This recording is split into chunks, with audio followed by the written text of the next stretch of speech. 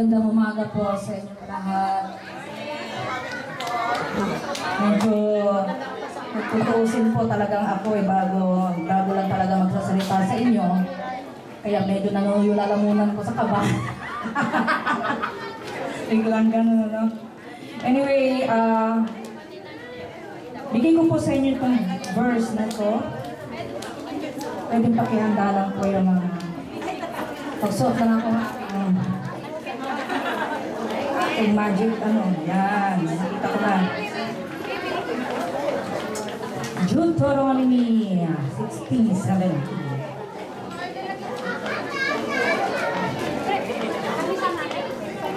No. 16:10. Deuteronomy 16:10. So sabi na dito, ipagdiriwang nyo ang pista ng mga sanlinggo, no? Sa araw na iyon, dalhin nyo kay Yahweh na inyong Diyos ang inyong pusang handog mula sa inyong ani, ayon sa dami ng pagpapalang niya sa inyo. Ay, nakita ko na ulit kayo. So, ibig sabihin dito, no? Marami tayong pagpapala everyday. So, ibinibigay ng Panginoon sa atin simula nung tayo ay mga bata pa, no? So, may mga pagpapala na minsan hindi natin naaalala na ang Panginoon na nagbigay noon, ano?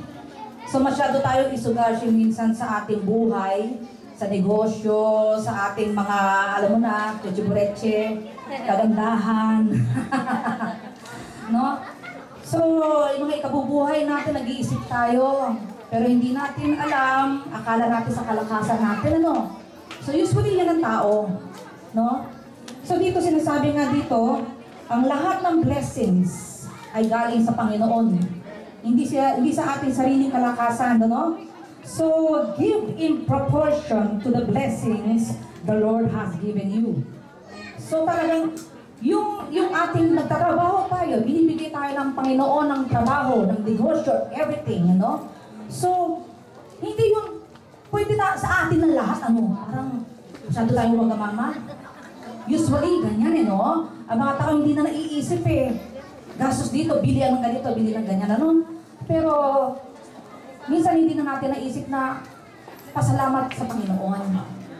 Kasi nangyari sa akin yan. Mami, hello. Hindi tayo nag-aamay. Pinakabahan ako Hindi lang, okay lang ba? Kasi before, speaking of tithings, meron lang ako i-share sa inyo, it's all about tithings, na before, I don't believe in tithings. I really don't believe. Gusto ko lang, I thought to myself na gusto ko lang makinig, maupo, then makinig sa pastor, then wait. Di ba? Straight away. I don't like fellowship, I don't like tithings and everything. I just want to listen to the Word of God. Then suddenly, I don't read Bibles. Pero dito, na nakarating ako sa nung napakilala sa akin ni Mami Pastora, it's all about the DTP. Nag-start ako ng DTP kay sa kanya pa nag-start kay Sister Lonit. So I found out na this is it. This is the real thing na matagal ko nang hinahanap sa buhay ko. Na before, I really don't understand Hindi ko alam ano na ba itong buhay ko, no? Puro trabaho, yuros-yuto, kanta, nanto kami. Pero nung nakita ko ang DTP, kayo, yung mga hindi pa nagdi-DTP, mag-DTP kayo kasi it really helps a lot. Amen. This is a disciple training program. So, ang ganda niyan. So, hindi pa kami tapos. Nasa 14th chapter pa lang naman kami. Hinintay ko si Mami. So, doon na-found out ko na sabi ko, ito yung hinahanap ko noon na madilim ang landas ko madilim ang nilalakaran ko, akala ko tama na. No? Believing in myself and my own strength, which is not good pala sa atin. So, meron pala tayong hangganan, no? Which is, sabi natin, may hangganan kami, it's okay. Kakain na lang ako, magpapakataba ako, magpapakayaman ako kasi may hangganan na may tapos na Di ba? Pero hindi natin alam yung papupuntahan natin. Di ba? So, na nagpapasalamat talaga ako kay Lord. Isa na rin na nagpapasalamat ako, one of the opportunity to thank God na talagang kumilos siya sa buhay ko. Talagang kumilos siya. Grabe, kumilos siya talaga. Na before I don't read Bibles, hindi ako nag-evangelize, hindi ako nakikipag-usap sa mga anak ko to preach them, to say these things, to say this. Pero this time, halos everyday, nandiyan ako sa internet, nanonood ako ginawa ko ng umaga, tanghali, gabi ang buong saging. Sorry. Sisikat yun. This is another ministry doon. Pero I enjoy reading, I enjoy listening doon sa mga words kasi it really encouraged me a lot. It really helps me at alam ko marami pang babaguhin. Marami pang puputulin sa akin. At ako yung magpapaputol. Baka iba yung isipin niya, ha? Magpapaputol ako ng aking buntot. Alam ko kasi marami tayong mistakes. Marami tayong akala natin tama na tayo. Hindi na. It is true. Akala natin tama na tayo, ginagawa natin. Am I right? Okay na ito kasi ganun eh. No. Deep inside, si Lord nakakaalam. Kasi yung heart, ang nakikita eh. Tayo nakikita natin, oh, hello, ganun, bait niya, bait. Pero we don't know. We have to change. We have to admit that we are sinners. Amen. Diba? Kasi siya, kinakabahan pa ako nito. Dinadaan mo lang talaga sa ano. Hindi kasi ganito ako mag-preach sa anak ko pagka nasa bahay. Kahit nag-exercise ako, nagsasalita ako sa mga anak ko, ang Panginoon ay ganito. Hindi kasi, it really helps. Kasi lalo tayo may mga anak, huwag niyo pabayaan ang anak niyo na walang alam. Kasi ang laki ng sakit ng magulang sa mga anak. Really. Kahit si Sarah, sinasabihan ko yan sa mga anak niya. Pinagdadasal ko yan, bumababa pa ako. Sabi ko, you have to pray for them. Really. So, hello, si sister. Kasama ko si Cherry Ann before sa Matsubara. Kami magkakasama before. Welcome. Man, alam niya kung sino ako before hindi ako nagsasalita. Hindi ako nag-ano, tsaka, hindi ako nabigay ng tithes mo na, di ba? Oh, really? Kasi I hate tithes.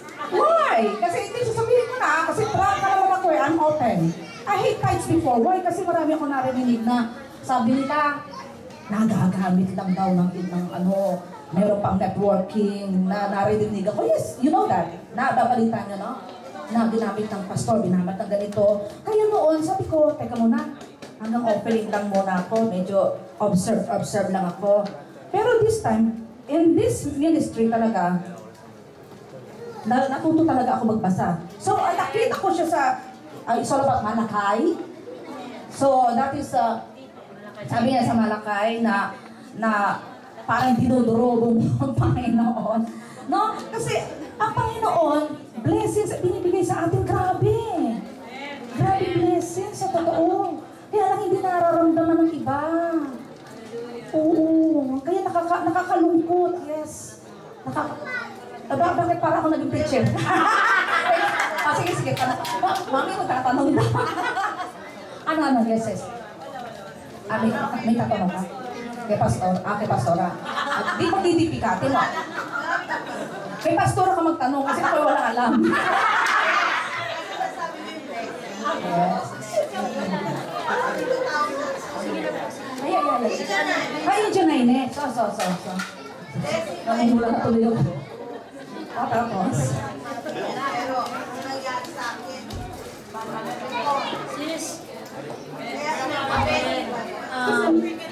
Okay. Mami, pakinggan niyo mamaya yun ha. Kasi ayokong sagutin yun. Baka mamali ako. Oo, sis. Medyo delicate po kasi yan. Ang pwede pong sumagot sa inyo dyan, yung pastora po. Either si Pastora Shoni or si Pastora Dulce po. Yung tanong mo. Hindi, gusto rin ako marinig. Kasi yung tinatanong mo, okay? Yung tinatanong mo, minsan nagtatanong din tayo, kahit nakilord na tayo, dumadating yung pagdapa. Dumating yung nadapa ka, di ba? Minsan nasisisi mo, Lord, bakit ganun? Hindi ba, nagpupuli ako sa'yo? Bakit ang nangyayari yun, di ba? Nangyayari! Pero, yung faith, kung kukunti ang faith mo, eh. Kailangan. Oh, it must be 100%. Ay, teka. Hindi tayo sorry. Ito na. So, ang ano natin dito is sa Deuteronomy na yung blessings, no, it should be magbibigay tayo ng ikapo kay Lord. So that is 10% do sa mga iba na hindi makakaintindi. That's 10% you have to give the Lord to thank Him. Oo, hallelujah. So, bigay na po tayo. Magbigay na po tayo, mahaba ko.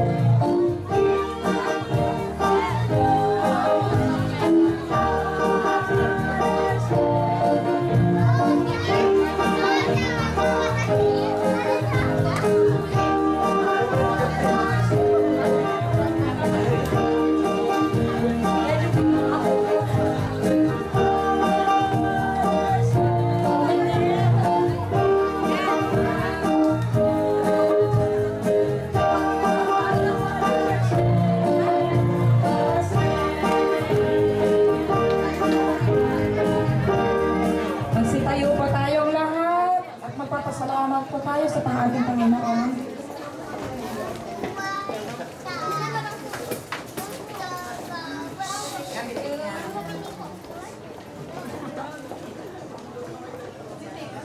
Okay, Lord.